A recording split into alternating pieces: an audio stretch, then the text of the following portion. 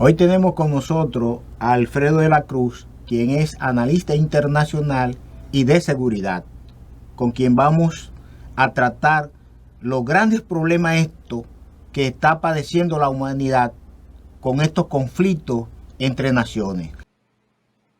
El mundo está convulsionado en estos momentos.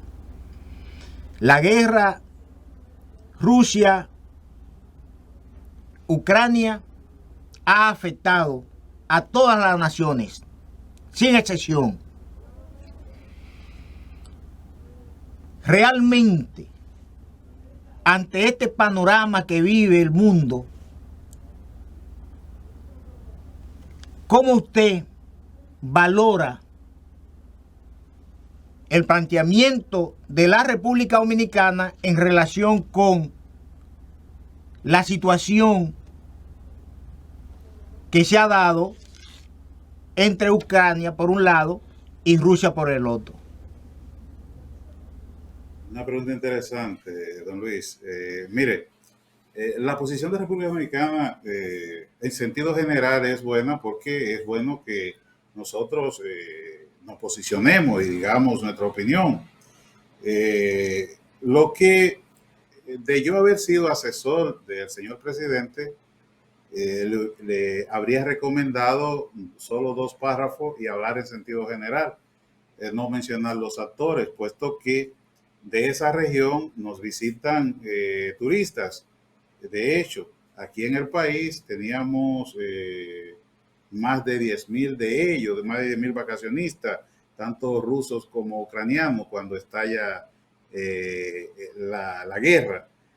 De manera que está bien que tomemos partido, o planteemos posición, pero no del lado de ninguno de los actores, porque en estos conflictos que se le presentan a las superpotencias siempre al final encontrarán la manera de cómo ponerse de acuerdo, y entonces los países pequeños quedamos metidos en las patas de los caballos. En sentido general es bueno que se plantee, porque nosotros siempre hemos vivido aislados del resto de la comunidad internacional, y el hecho de que tengamos un presidente que da la cara planteando esquema de alianza como la Alianza para el Desarrollo en Democracia, como la que ha formado con Costa Rica y con Panamá, es algo muy positivo. Solo que yo de haber sido asesor del señor presidente, le digo que lo generalice, que no mencione esos nombres.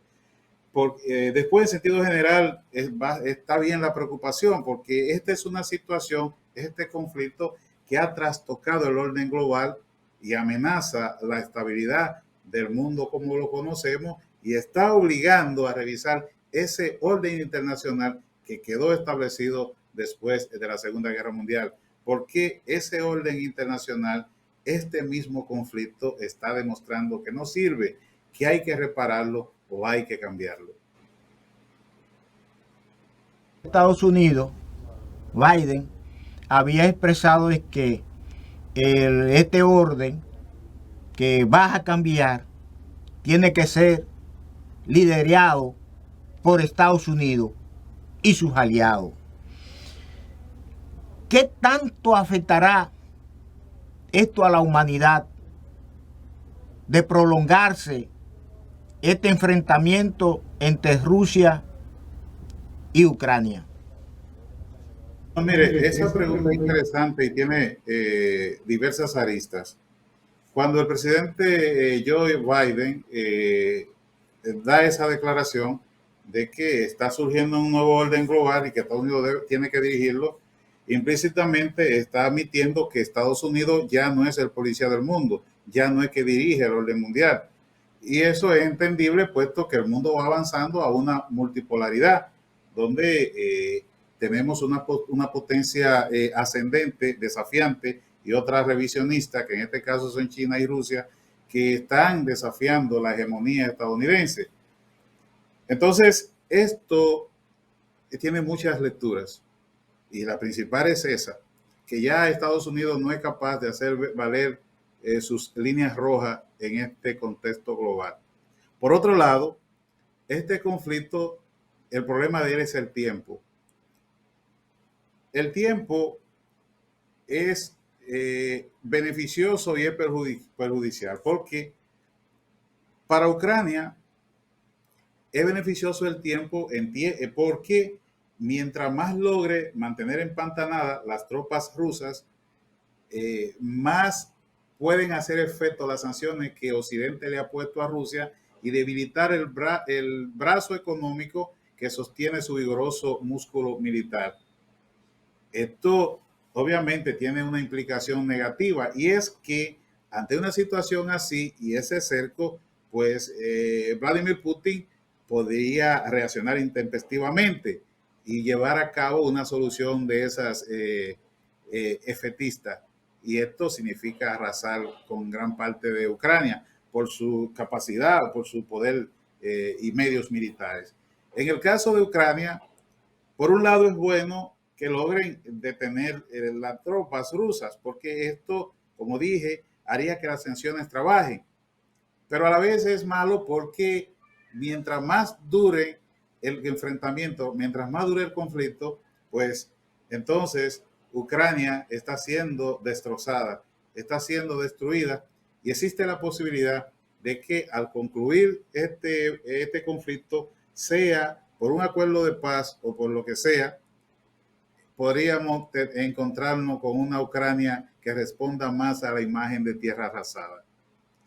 ¿Cuánto durará el conflicto? No lo sabemos, porque los generales y estrategas militares todos están de acuerdo en cómo y cuándo empieza una guerra.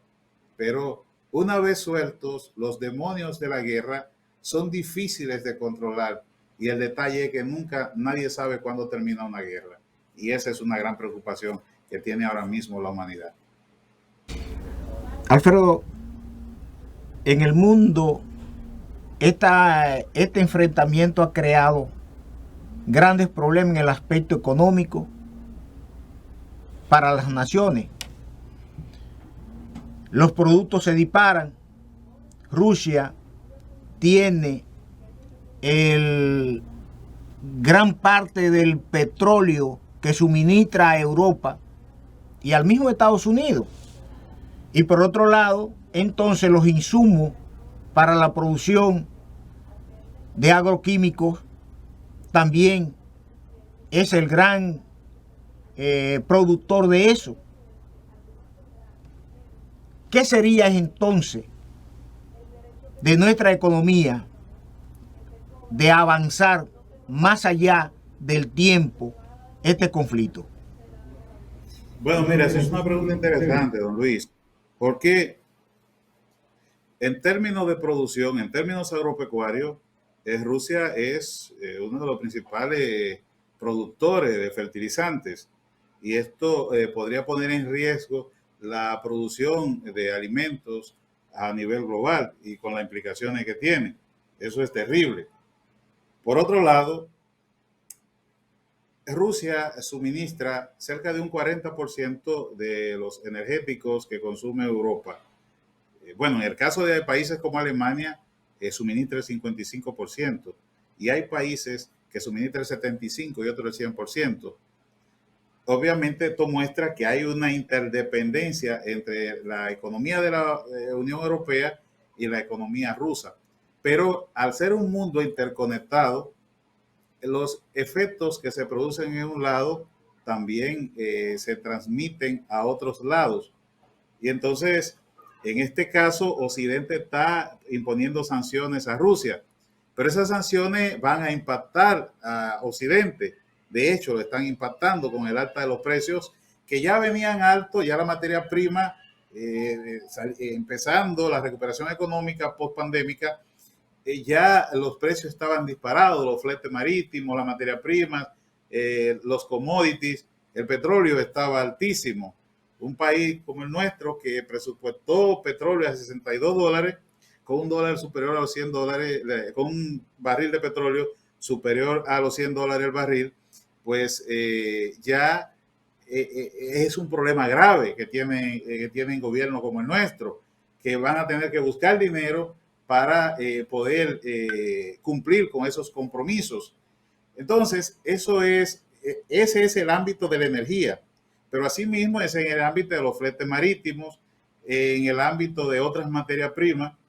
Entonces, esto ocasiona problemas al mundo entero, no solo a Rusia, porque esto es como yo lo he descrito de una manera alegórica. Es como el acto de tú sacarte un ojo para quedarte tuerto para ver a tu enemigo ciego. Es doloroso para todos, para todos. Y al final, Occidente lo que persigue con esto es debilitar el aparato económico ruso para debilitar el vigoroso aparato militar. En ese sentido, aún ahorita se logra un acuerdo de paz, esas sanciones seguirán impuestas a Rusia, porque Occidente persigue crear una ruptura en las estructuras de Rusia, de manera que el sistema expulse a Vladimir Putin, y si no, que la situación allí sea tan caótica en el tejido económico, en el tejido financiero, que podría ocasionar, ganando previsiblemente la guerra Putin, Rusia, o vamos a decir así, ganando previsiblemente la guerra Vladimir Putin, pierda Rusia la guerra económica. En ese sentido, entonces, uno de los objetivos de Occidente sería perseguir que con esta inestabilidad terminen expulsando a Vladimir Putin del Kremlin, lo cual no es tan simple. Y podríamos estar entonces frente a un escenario de dos escenarios posibles. Uno, que aún ganando la guerra con aquella destrucción que dejaría en Ucrania, entonces la guerra económica la pierda, y esto lleve a que Rusia caiga en los brazos de China, con lo cual su economía sería todavía más vulnerable y caería más, y sería apenas un satélite de China. El otro escenario fuera que esa situación de descontento generalizada y en la misma élites gobernante de Rusia propiciaran la salida de Vladimir Putin, algo que no es tan simple en un régimen como aquel, con el tipo de liderazgo autoritario que tiene Vladimir Putin. Pero se estaría apostando a que ese descontento podía llevar a un golpe de Estado o hasta inclusive el ajusticiamiento del mismo. Por ahora son solo proyecciones o conjeturas que de acá, desde nuestra humilde posición en este Caribe insular, que no tenemos todas las respuestas, porque hay datos que debemos ser reales, no los tenemos en un evento de esta naturaleza. ¿Qué es lo que sucede cuando estamos asistiendo a eventos que son historia y que se van desarrollando, y a veces la imaginación se queda corta ante la realidad, don Luis?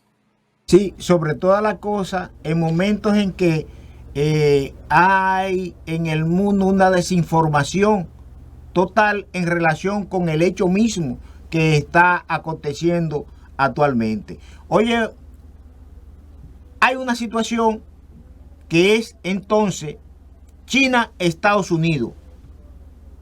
China la lucha por evitar de que Estados Unidos le quite a Taiwán como una provincia del continente chino.